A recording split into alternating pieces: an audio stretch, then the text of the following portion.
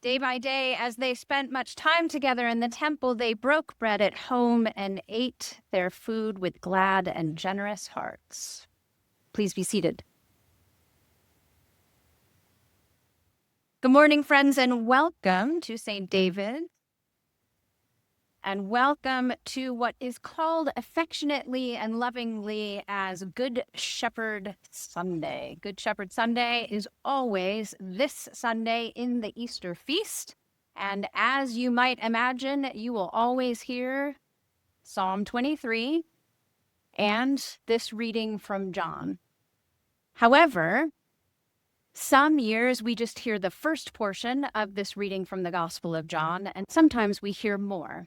So today I couldn't see your faces because of where I'm sitting, but at the 8 o'clock today, when Jim read the gospel, I saw a lot of confused faces because you didn't hear Jesus say, I am the good shepherd. You heard him say, I am the gate. And there were a lot of puzzled looks. Yeah. He will go on to say, I am the good shepherd in a few verses after this one. But this Sunday, we just get, I am the gate. Which, right, if you are in public relations or marketing, is just a hard one to sell, right? Which might be why he moved on to I am the good shepherd. Way easier to put in your mind and to paint in images. But that is where we are today, friends. We are on Good Shepherd Sunday, okay? So welcome. We're so glad that you're here. I'm going to tell you a quick story. It's funny to me, but my first year in seminary, it's a 3-year divinity program for those of us who are clergy in the Episcopal Church. And my very first year in seminary, I was part of a small group that met each week at a professor's home. And she was the long-time professor of homiletics, which is essentially the art of preaching. And she and I could not be more different in every way. And we did not agree in any way about preaching, but that's okay. She was paid to teach it. I was there to receive it, right? In fact, she would be perfectly horrified that I'm about to tell you the story that I am about her in a sermon, because she believed simply that the personal should never enter a homily. We should never, as preachers, preach about ourselves, tell you any stories about ourselves, reflect on our own lives. That is not why we are here. You do not need to know about us. You just need to know about Jesus. And so just stay with Jesus, right, and follow the path. But here I am. He is.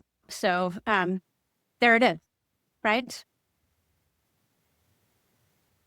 During the first year that she was working on this book, hey, excuse me, one second. Cam, I'm going to flip over to the mic over here instead of the remote mic because it's going in and out. Can you all hear me better? Is that better? Okay. That year she was working on a book, Judith, and I can tell you that the book was about the women of the early church, the clergy of the early church. I can't remember if it was kind of a history or if it was collected sermons of kind of the first 11 priests who were women. I don't remember because I didn't read the book because we didn't get along, and that's fine. But what I do remember this. One day she came to breakfast and she was hot. She was hot and she was angry because her editors had told her that this book that she had been writing, that was her baby, the title that she had chosen for the book was not going to work. They said it sounded like a laxative commercial. The title that she wanted to use was Grace Under Pressure. Grace Under Pressure. And they said, no, absolutely not.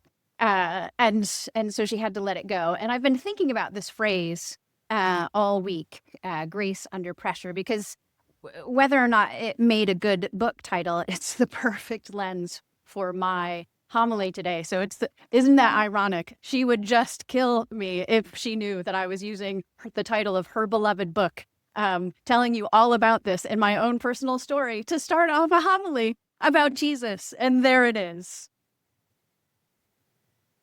What I want you to hear in the background today, and Jim, in fact, did a little impromptu Queen personation for us at the 8 o'clock at the end of the service. For those of you who love Queen, I want you to hear the dun dun dun dun dun dun dun dun dun dun dun dun dun dun, right? Under Pressure, right? For those of you who know and love the song, that is our theme song for today. And that's where we meet Jesus in this 10th chapter of John. And when I say under pressure, the pressure that he was feeling actually comes from a story that we heard just a few weeks ago. So if you were in church on the fourth Sunday of Lent, you don't need to remember it, but you might remember the story. The story was of Jesus healing a blind man on the Sabbath. Jesus finds this man who is blind from birth. He heals him immediately. A little spit, a little dirt, makes a little mud, wipes it on his eyes, and boof, he can see again. Isn't life great? And his disciples say, "That's awesome. But who sinned?" Like, we want to know, like, why was this guy born blind? Was it him or was it his parents? Was God angry with, right? And Jesus says, actually, it was neither. And they go on for this great discourse, very long gospel passage. And then the blind man goes off. Now he can see, all is well. And the Pharisees come in. And the pressure starts to mount because the Pharisees want to know how this possibly happened and why did it happen on the one day that things like this should not happen, right? No work on the Sabbath. And so they found the blind man partying down the street with all of his new friends and said, "Can you tell us what happened?" And the blind man said, "I met the rabbi. The rabbi spit in the mud, rubbed it on my eyes. I can see. Isn't it great? Let's dance." And they said, no, this is not grand. This is not great. And we will not dance. And so they went to all of the other people who were around at the time. They went to the rest of the flock who had been present, and they said, "What did you see?" And they told them the whole story. There's the blind man, mud. Now he can see. Isn't this great? Let's dance. And they said, no, not dancing, can't dance. So they went to this man's house, and they brought out his parents and said, "What do you say? How did this possibly happen? You explain it to us." And the parents said, "I don't know. He's an adult. Ask him. We weren't even there. Like, we don't want to get in trouble. Go ask him." And so grace under pressure is not what's happening in this scene, right?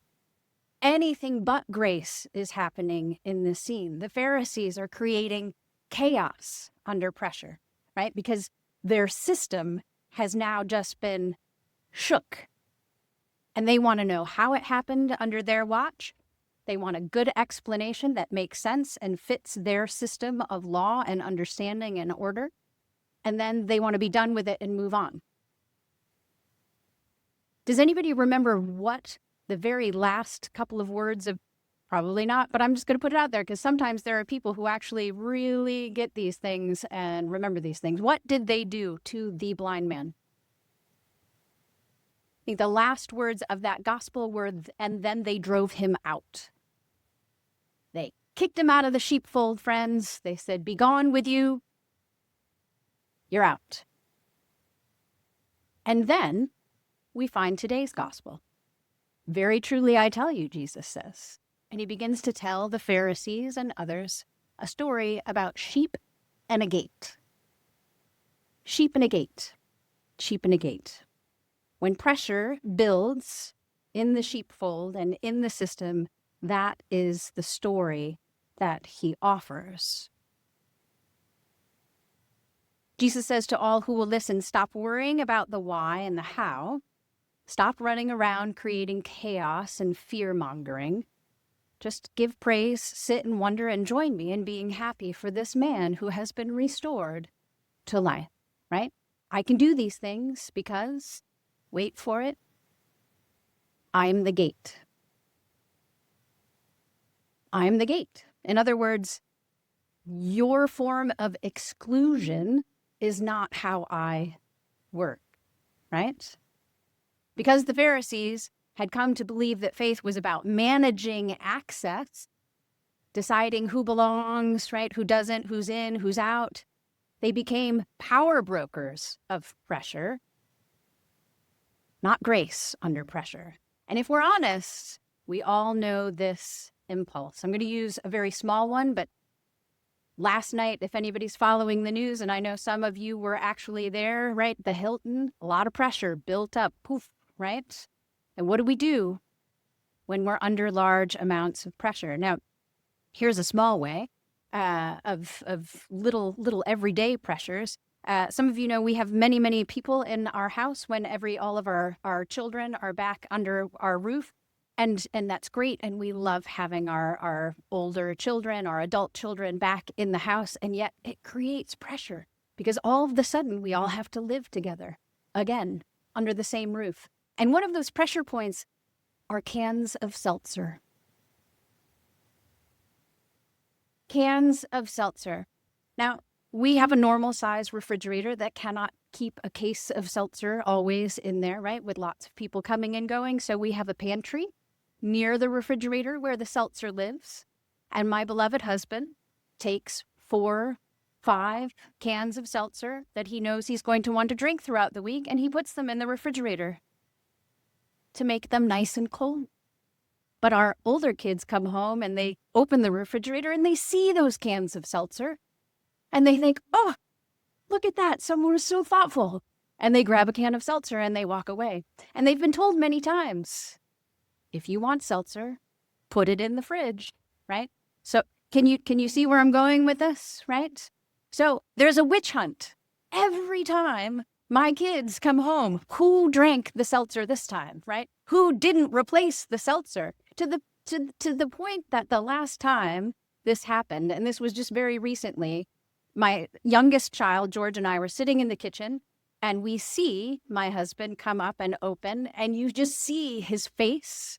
And I won't call him a Pharisee, but in that moment, there was not a lot of grace going. Like you could just see it, all the emotions working through his face. And he closed the refrigerator and walked out the door. And George stood up, apropos of nothing, because it was just me in the kitchen with him, and said, "Who took Dad's seltzer?"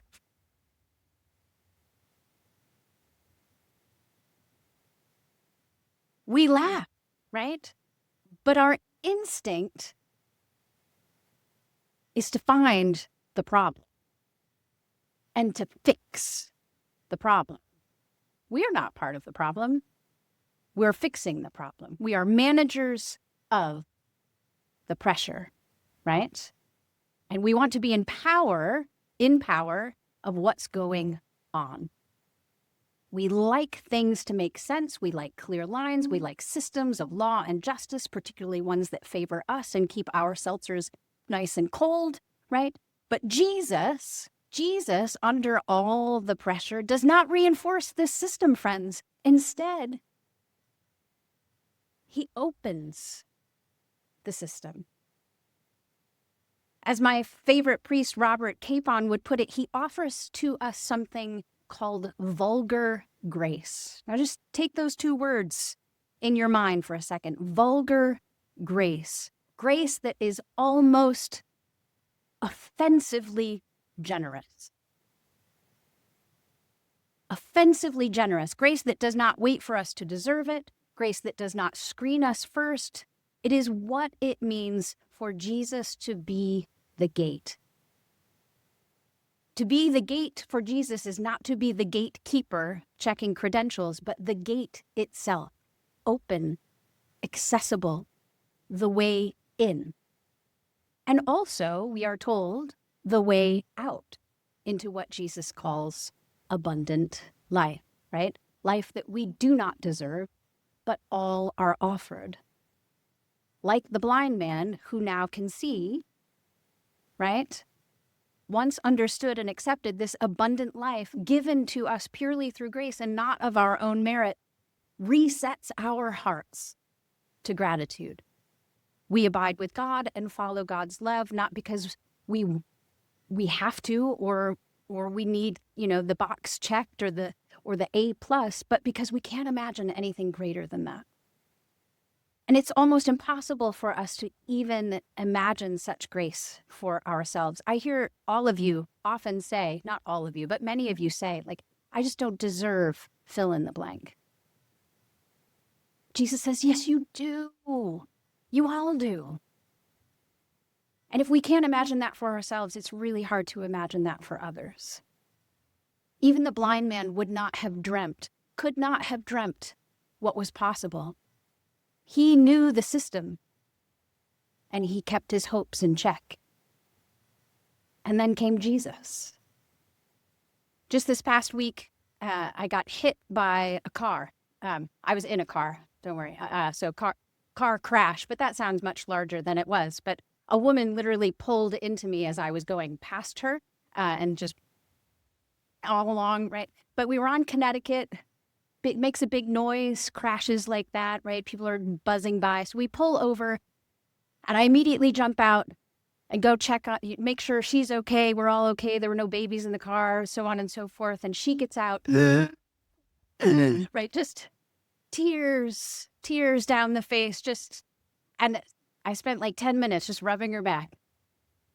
It's all good. We're all going to be okay. It's going to be fine. Like, this is why we have insurance, right? This is fine. You didn't get hurt. I didn't get hurt. We're all good. So we sit, and I'm trying to ask her about, her family or life, trying to get her. And finally, I realized this woman should not drive. So I said, can I pull your car around I'll just park it. If you want to give me the keys, I'll move your car. I'll take you to for a coffee before. And she finally looks at me, and through her tears and snot, she goes, why are you being so nice to me? I just hit you. I was like, because nobody got hurt, right? Put it in perspective, right? We're all fine and we're all good. Friends, we are programmed not to believe that we should receive the grace of Jesus Christ from Jesus or anyone else. That woman was ready for me to get out, not just to shake a finger, but to yell at her and to call her all sorts of names and all of the things in between. That's what the system tells her she deserved. That is not who we are called to be. That is the story of the gate. Now you can take this message and you can make it yours, and you can be the people who offer the grace of Jesus Christ to everyone, whether they deserve it or not, or you can choose not to. Jesus is still going to do it for you. But my hope and my dream is that you will take it out there and under pressure show the grace of God. And I will say, I don't do that all of the time. I am not Jesus Christ, but I did see a woman years ago get into a fender bender with a young boy on the Beltway.